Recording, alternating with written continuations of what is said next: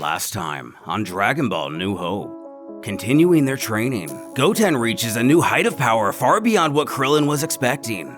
However, he still couldn't outmatch the strength of his mentor. Shortly after his 10th birthday, they would travel to Kami's Lookout to move their training to the Room of Spirit and Time.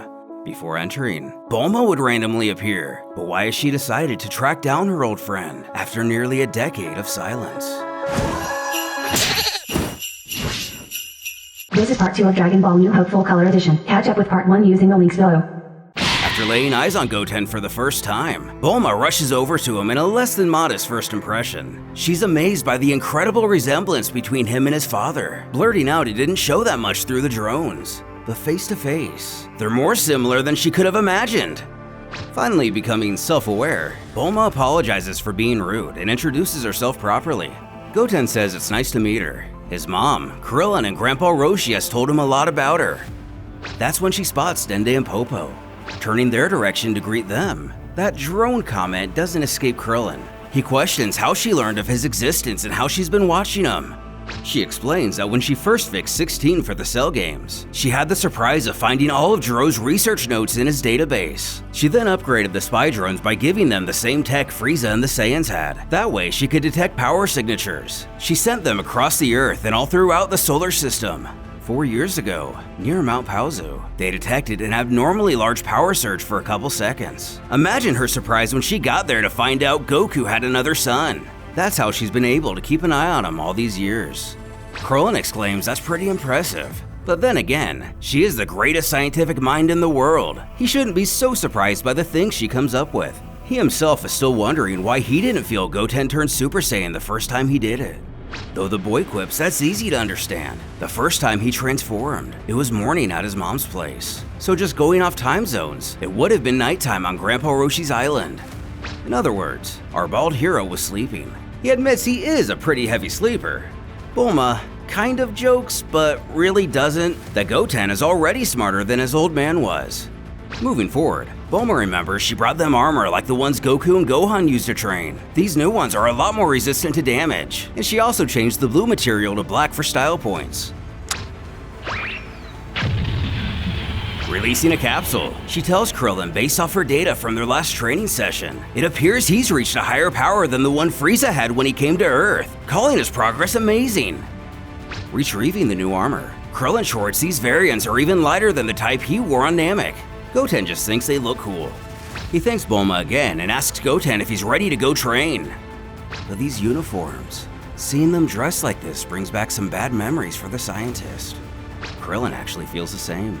The last time the two of them saw each other, it was here when they tried to wish their friends back to life.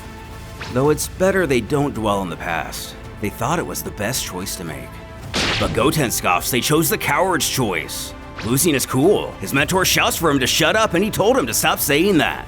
But doubling down, he's tired of hearing everyone say they were these great heroes when it's not true. Real heroes would have been wanted to be wished back to life to kill Cell. Instead, they chose to abandon everyone. After a short silence, Bulma chuckles at the boy-ass character, definitely getting it from his mom. She knows how he feels. It took a while for her to accept their decision as well. But he should know they were the greatest warriors to ever walk the earth, urging him to go train and become the best of them, who promises to do just that. As the pair enter the Room of Spirit and Time, Goten lays eyes on the Void for the first time, before safely assuming there are no video games in a place like this. To break through their limits, our two warriors began their intense training. Hope was blooming once again.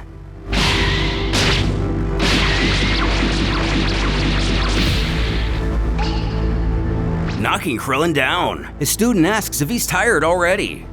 He smirks. Barely a month has passed, and the kid is already the better of him, but he can tell he's holding back. To keep training with him would hinder his progression, so he needs Goten to continue by himself. But this confuses the child. He questions what he's talking about.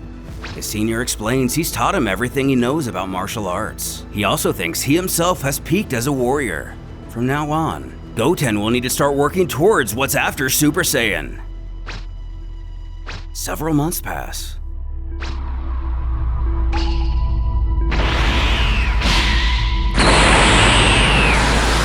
Breaking through Super Saiyan, Krillin rushes over to him, but Goten grunts he can go even further beyond.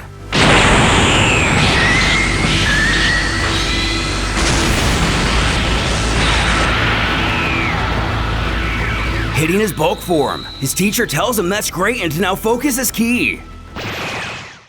But the boy falls out of the transformation almost instantly. It's too powerful for him to handle right now. Krillin admits that is a strong form, but it's useless against Cell. Future Trunks tried it too to no avail. It's probably the first step every Saiyan has to go through to break the limits of Super Saiyan. The good news is he's on the right path. He tells how his father and brother chose to stay in Super Saiyan 24/7 to master it fully. That way, they could take advantage of it during battle. When the pair weren't training, mistakes of the past were told. From Vegeta's hubris to Trunks' overestimation of the aforementioned form. Eventually, the two would emerge back to the regular world. Popo alerts the others what's going on.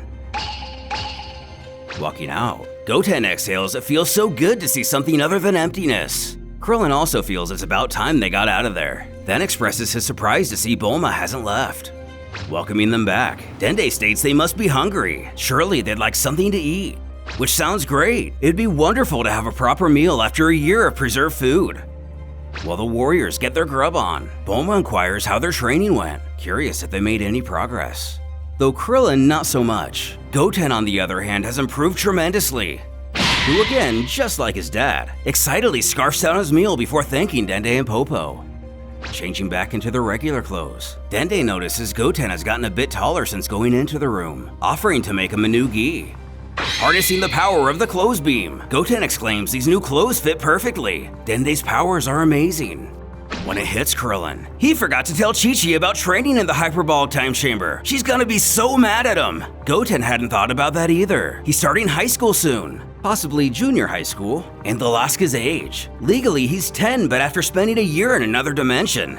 Bulma has a simple solution. Only one day has passed out here, so while he may technically be 11, on paper he's still 10. With this, Bulma goes to leave, but first has a little gift for the child. A set of fighting armor and a gravity room. His dad and Vegeta used it a lot for their training. They'll likely be of great use to him too. Thanking her, he also offers gratitude for Dende and Popo for everything. He'll come back to see him and train some more. Asking if he's ready. The duo head to below the tower to see Master Korin for a bit. Since they never stopped to say hi before, he figured it would be right for Goten to introduce himself. Though, seeing the resemblance to Goku up close, the duo have a similar reaction to the other day. With his training with Krillin complete, Goten offers an extended farewell to his first great teacher. Who else will come around to mentor him into becoming the greatest warrior the Earth has ever seen? And what does the future still hold? Arriving home, Chi-Chi gets some unfortunate blonde flashbacks. Chasing him out of the house, she demands he turn his hair back to black this instant. Later that year, Goten would begin attending public school. While still a bit young for the typical high school student, this could be attributed to the world changing since the devastation caused by Cell. In a classroom, reminiscent of the one Gohan would attend in another reality, an instructor announces to his class they'll be welcoming a new student today, asking Goten, was it, to please enter the room. He coyly confirms that is his name, and it's nice to meet him. Getting down to business, he tells the child to take a seat. Looking around, he initially struggles to find an open spot, but someone near the back calls out to him. She points out how obvious it is he's new around here. No one wears those uniforms. She asks where he's from, telling he's from the 439 East District. His new peer can't believe it. That's more than 1,000 kilometers away. Realizing he let a bit too much slip, not wanting to draw attention he can fly at Mach 9,000, he tries to explain this away by claiming his mom has a state-of-the-art 576 jet. Overhearing this ruckus, the teacher demands silence from the two in the back. But even with a jet, it would still take at least 5 hours round trip, muttering he's weird. A couple hours later, he finds himself outside on the baseball diamond. His turn to bat, he rushes to the plate. The pitcher takes note of his novice stance, mocking him for looking what he calls dumb. He bets this is the first time he's ever even played baseball. Chortling, let's see what you got, new boy. As we know, Goten doesn't take taunting well, and the fact that he knows this kid has already been held back a grade twice doesn't make him feel any better. But to be fair, this is his first time he's ever played baseball. At the same time, he knows he has to keep his powers concealed. His mom told him to lay low and avoid attention. As the bully quips, what's with that hair anyway? Was his dad a porcupine or something?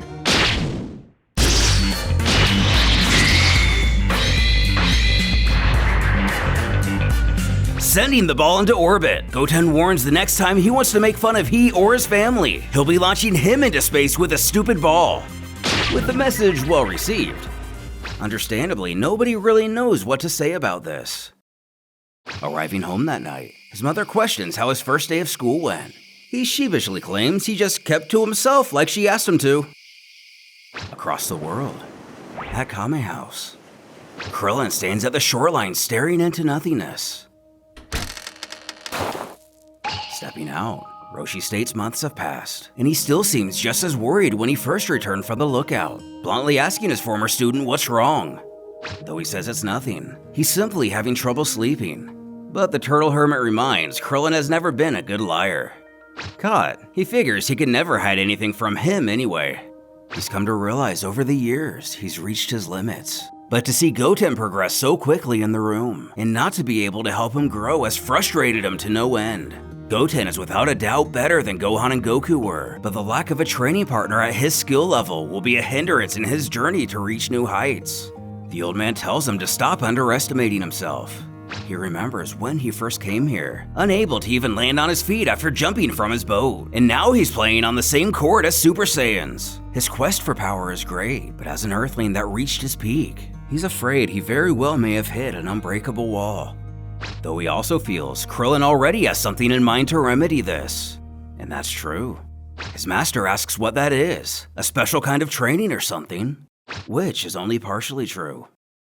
A while later, at Capsule Corp, Krillin just lets himself inside, almost forgetting just how big Bulma's house is.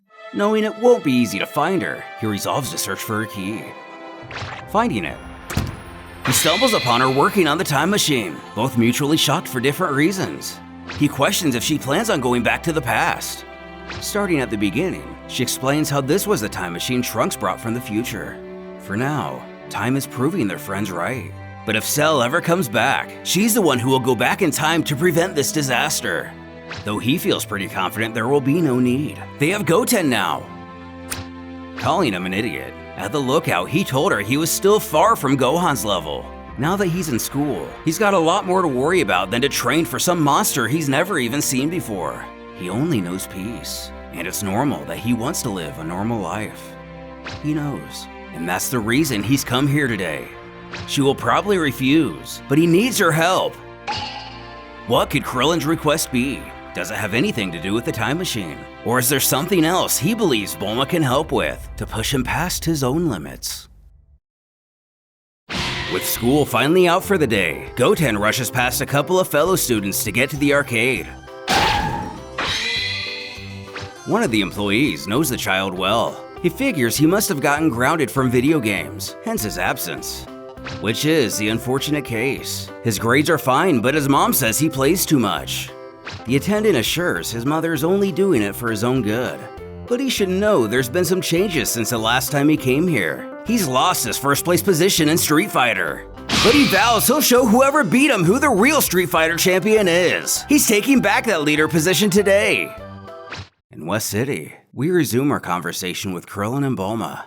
After suggesting he has a request that she may refuse to help with, she laughs it off and tells him to lose that serious face. Why would she refuse to help him? She's his friend. He should know she'd be glad to help. Back at the lookout, she told him when she fixed Android 16 for the Cell games, she got access to all of Dr. Giro's research files. He wants to know if she still has them. She does.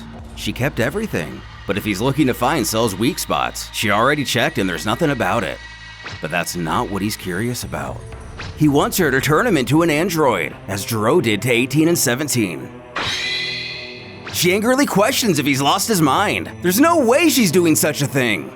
Though he's been thinking about it for a while now, it's no decision he's taken lightly. 17 and 18 were simple humans before they were modified. Just think for 1 second how incredibly strong it'd make him. Probably not strong enough to defeat Cell, but he would be able to push Goten beyond his limits. Bulma doesn't care. Such practices are forbidden. That's precisely the reason why she's a scientist, and Jiro was a completely unethical freak. Krillin argues protecting the Earth is way more vital than her scientific ethics. And by the way, where were all these ethics when she made her little plan with that time machine right behind her? Hesitating for a second, she claims that's completely different.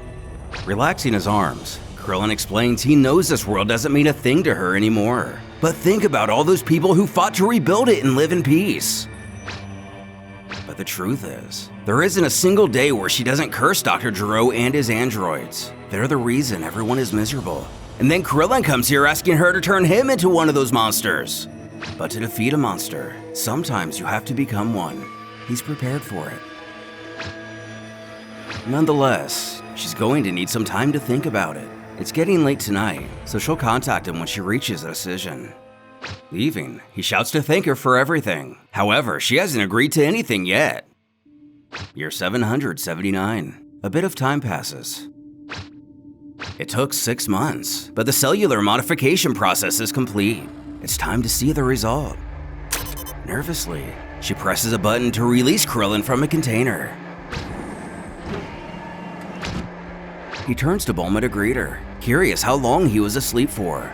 She tells how it was a bit over half a year. His body has now fully accepted the cellular modifications. There should be no chance of rejection. Actually, she expected it to take a bit longer, but his superhuman faculties likely came into play. She questions how he feels, and without the words to express it, he merely mutters, "different." Now that he's an android, Bulma wonders what he plans to do. And of course, he's going to go train. But first, he has to visit an old friend. Zooming across the ocean into an almost tropical cliff, he greets his friend, requesting forgiveness for showing up like this after all these years. But he has a favor to ask. Chaozu, who didn't even feel Krillin approaching. But why would he be such a priority at this moment specifically? A bit more time passes, up to a full year. At New Hope High School, Goten goes to open his locker. The thought of Krillin randomly pops into his head. It's been a long time since he's heard from him. An easy problem to solve though. He'll pay him a visit after school today. They haven't seen each other in over a year. First checking Kame House, the boy is surprised to find Roshi hasn't heard from him either.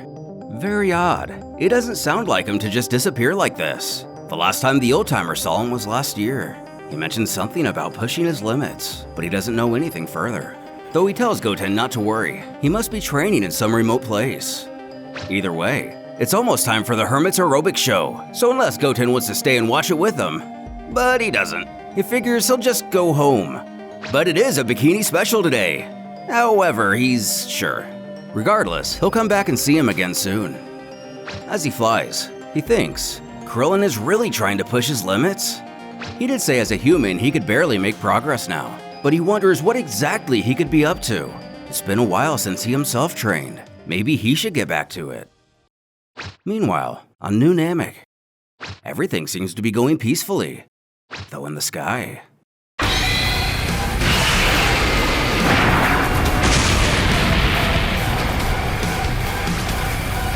Back on Earth, Dende grabs his head sensing what just happened.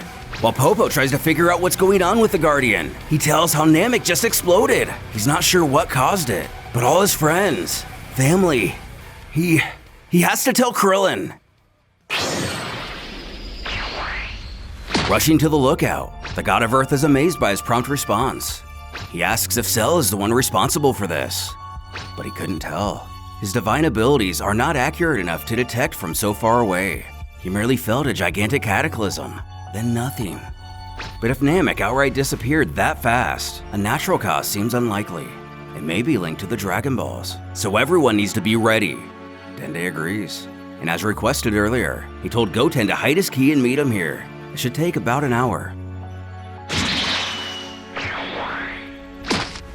Greeting the boy, he inquires what's going on. Skipping the Namek situation, he only mentions Krillin is in the Room of Spirit and Time waiting for him. Though since he had previously been looking for him, this comes as a pleasant surprise. It was he who requested him here. Again, the Guardian impatiently urges he go see him now. Not understanding time is of the essence, he talks about how Roshi told him Krillin was trying to push his limits. He wants to test himself by fighting today, doesn't he? Beforehand, he wants Dende to change his outfit. He has his clothing capsules with him, but it would be faster with his magic. Either somewhat understanding or simply wanting a new gi, the Guardian once more ushers him to the room. Excited, he's ready to spar. Though can't shake that Dende and Popo didn't seem like their usual selves. And why did he ask him to hide his ki if he's only coming here to train? Opening the door. The Void welcomes him once more. He calls out to Krillin he could have kept in touch if he wanted. Instead of being happy to see his student, he merely states he's been waiting for him. They don't have much time. Fed up with all the mystery, the Saiyan questions why he and Dende are acting all weird. He also is all impatient and stuff, so they need to tell him what's going on. Not to mention, he just magically reappears when nobody's seen him for a full year. Where's he been this entire time? Without answering his question, Krillin tells him Namek has been destroyed, and they think it's linked to Cell and the Dragon Balls. So does this mean he thinks Cell is going after the Dragon Balls? But it's hard to tell. It is possible that he discovered the existence of Namek's set while traveling in space. The Namekians would never let him use them, but they still don't know if he's aware the Earth has Dragon Balls too. The boy begins to tremble at the thought that that monster Cell could be heading towards Earth. Now he understands why he had to hide his ki. Cell could have locked onto him and used the instant transmission. Krillin's happy to see they're on the same page and he remembers his training. Like he said, these are only suspicions, but he has a bad feeling. Only Goten has the potential to become strong enough to protect the Earth against Cell. He can spend 2 more years in here. He knows what to do. That's when it hits him. Isn't this the 3rd time Krillin has entered this room? Won't he be stuck in here forever? Though he assures him not to worry. He's a different person now. But Goten doubts that. He laughs. What's he talking about? He doesn't seem to have changed much since the last time they saw each other. A frowny face and a cape don't make you a new person. He tells the kid enough joking. It's time the Saiyan unleashes his full power. He brings up that last month he went to Kame House. Grandpa told him Krillin was undergoing some special training to push his limits. He might be hiding his ki, but he can tell he's gotten stronger. To be honest, he himself didn't practice very much over the last 2 years. But when he learned he was trying to challenge himself, he decided to train again. His mentor is happy to hear this. Goten then quips he's gonna be surprised to see how far he's come in such a short time.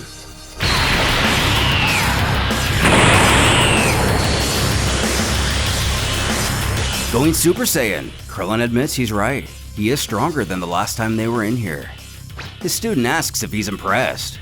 But if he's just being honest, not really. He's more surprised the kid is so proud of so little. If he hadn't neglected his training, he would have reached this level a long time ago. This causes him to snort, as if Krillin is better than him or something. Without stuttering, the teacher reminds he needs greater maturity. And he only sees one way Goten will understand the progress he still needs to make.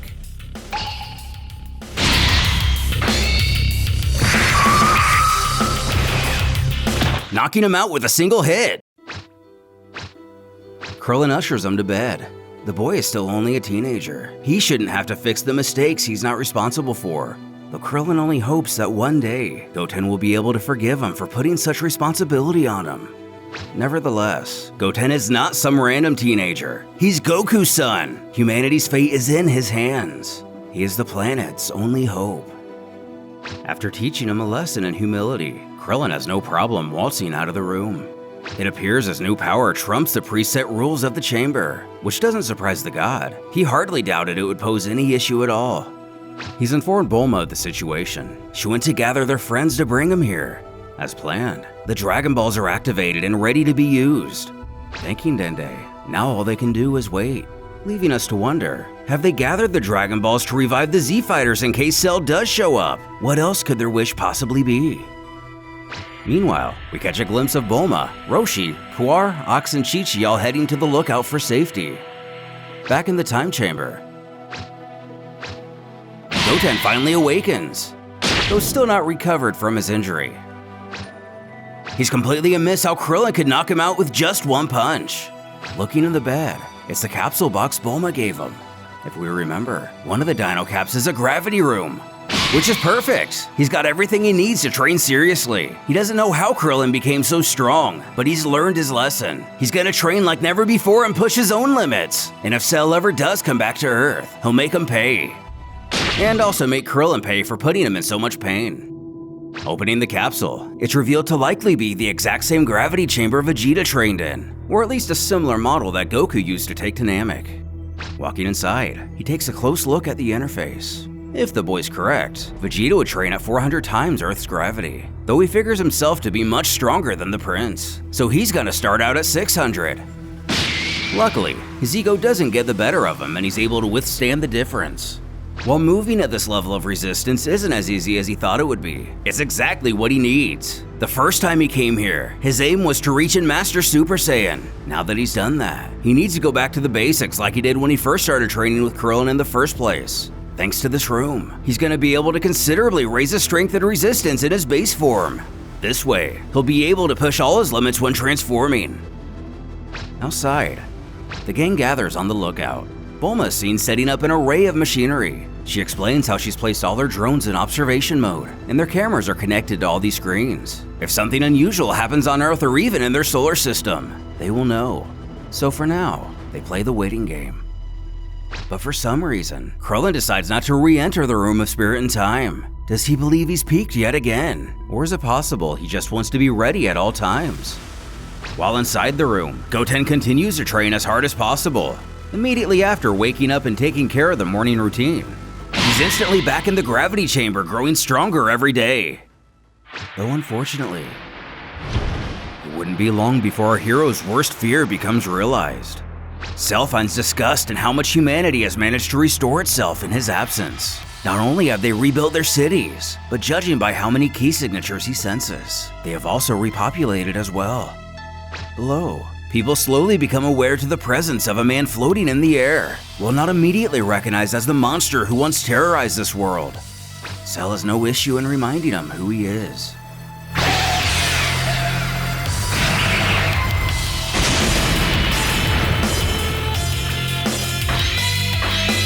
With that blast, everyone on the lookout is made aware of the situation. All of their gravest concerns are confirmed simultaneously. Cell destroyed Namek, and now he's returned to Earth. Of course, Chi-Chi and Bulma are confused. Neither can sense energy and Bulma's drones haven't detected anything. When the machine begins to ring out, there's no longer any question about it. Krillin was right. Cell's back. He's here. Everyone wonders what they're going to do now. Goten hasn't spent a single day in the room yet. Chi-Chi suggests they resurrect Goku or Gohan or they're all gonna be killed. Cool and confident, Krillin presses they not worry. He's gonna hold back Cell until Goten gets out of the chamber. For the rest, he simply tells his friends he's counting on them.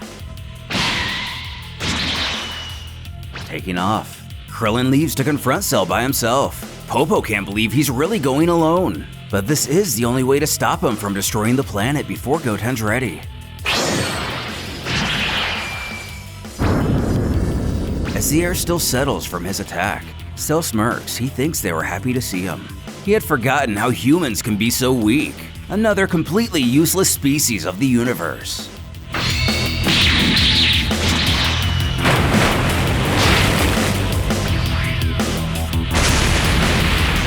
Getting the drop on the villain, Cell appears more or less unaffected. He mocks what a less than delicate way to say hello to an old friend. They'll just chalk that up to him being a little emotional in their reunion.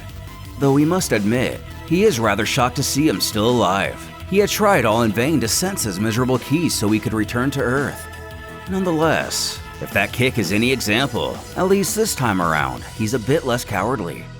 Our hero scowls. How dare he speak of cowardice while he's the one terrorizing and killing people? He's the same as he's always been. He knew he would come back here. They already know he destroyed Namek after they refused to let him use the Dragon Balls. This information comes to a bit of a shock to the Fiend. Impressive even. However, it is disappointing his return is not a surprise. Although there is one thing he's wrong about. He couldn't care less about the Dragon Balls. He never intended to use them. However, the existence of such artifacts is a threat he can't afford to ignore. Only strength matters. He won't tolerate that kind of magic.